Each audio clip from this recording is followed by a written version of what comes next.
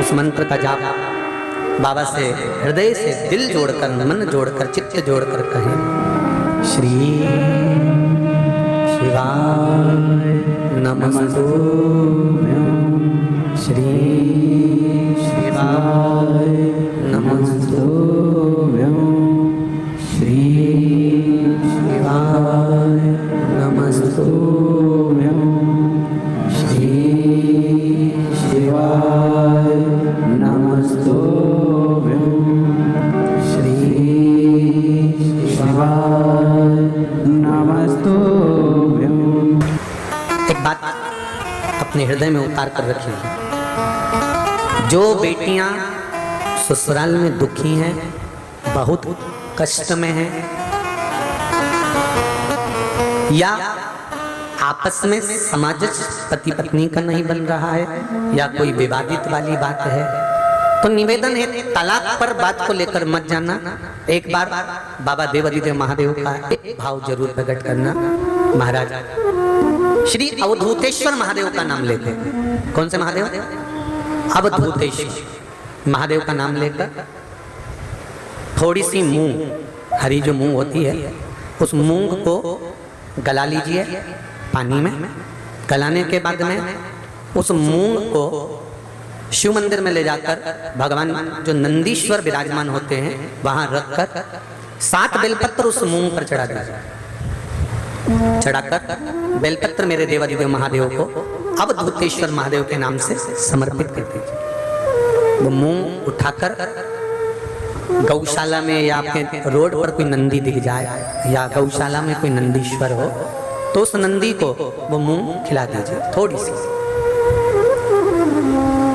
3 या 4 प्रदोष करोगे, तलाक तक बात नहीं पहुंचेगी, आपस में प्रेम बढ़ जाएगा, बेटी को सम्मान मिलना प्रारंभ हो जाएगा और टेंशन समाप्त हो जाएगा, परिवार नहीं टूटेगा। हमारे यहाँ तो मूंग का प्रयोग, जो हरी मूंग होती है, धना होता है, खड़ा धना, गुड़, ये जब घर में मंगल विवाह होता है, शादी होती है या कोई अच्छा फंक्शन होता है तो उसमें इन चीजों की जरूरत होती है। कभी आपने अपनी सासू माँ से पूछा कि मम्मी ये मूंग क्यों रखते हैं, ये गुड़ क्यों रखते हैं, ये खड़ा धना क्यों रखते हैं? ये तो सब दाल का सामान है, ये तो सब वहां रसोई घर में होना चाहिए, फिर ये पूजा की थाली में इसको क्यों रखते हैं? उसका कारण क्या है?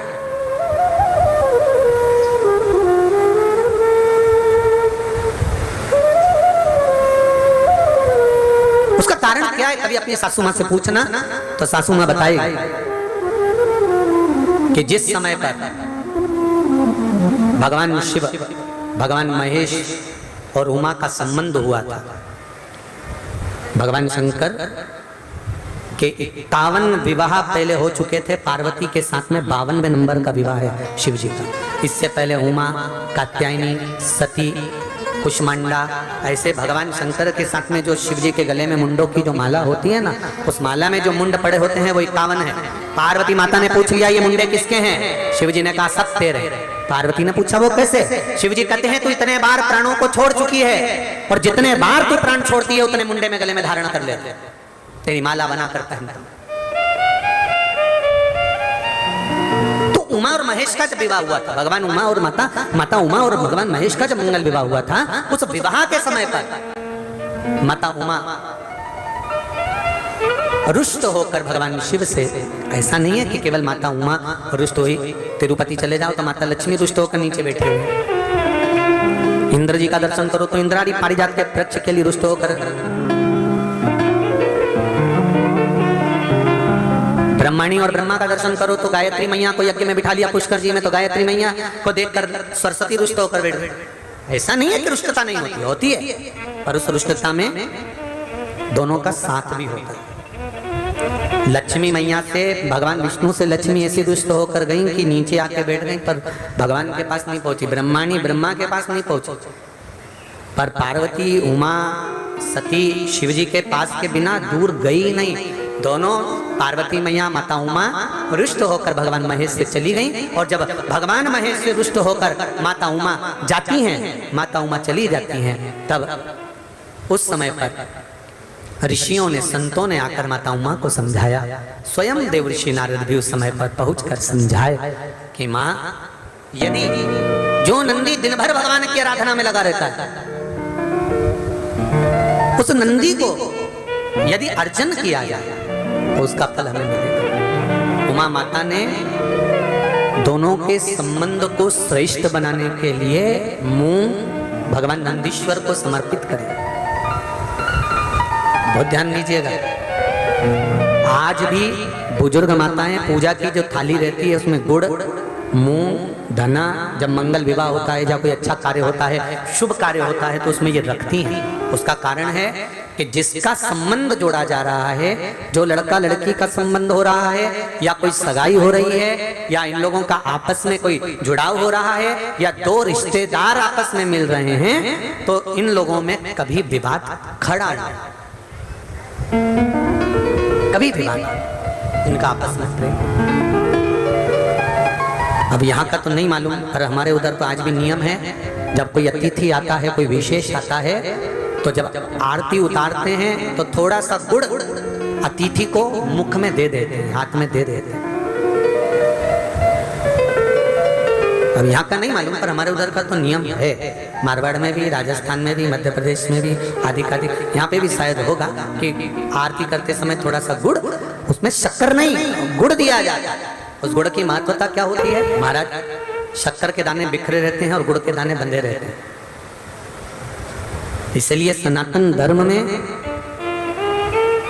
केक काटने की प्रथा नहीं है। सनातन धर्म में लड्डू बनाकर बांटने की प्रथा। केक सनातन धर्म में नहीं काटा जाता। केक काटोगे तो टुकड़े टुकड़े होकर अलग हो जाएगा, और लड्डू का मतलब होता है कि बिखरे बिखरे दानों को जोड़कर एक कर देना और उसे वितरित कर देना। मतलब संसार को, परिवार को, कुटुंब को एक करने का सनातन धर्म ज्ञान देता है। सनातन धर्म वर्णन गुड़ जोड़ता है। जितने समय अतिथि हमारे घर में रहे, मेहमान हमारे घर में रहे, जिसको हमने आरती के समय पर गुड़ दिया है, जिसको हमने गुड़ दिया है, वो पाकर आनंद के साथ में रहे। अच्छा, कभी तुमने सुना जो जिसके यहाँ पर गणेश जी नहीं होते, शादी ब्याह में अगर गणेश जी नहीं मिलते तो क्या करते हैं? वो गुड़ का जो ढेला होता है ना, उसी को आधा तोड़कर गणेश जी बना के रख देते हैं और उसी आधे गुड़ के ढेले का भोग लगा देते हैं। गुड़ का ही गणेश और गुड़ ही खा जाता है। देखिए जरा भाव देखिए हमारे सनातन धर्म, भगवान को रिझाने का तरीका देखिए। अब कई लोग कहते हैं ये गुड़ से क्या होता है, ये मूंग से क्या होता है, धने से क्या होता है, चावल से क्या होता है, बेलपत्र से क्या होता है। अरे भाई, समर्पित करोगे, पाओगे तो जानो।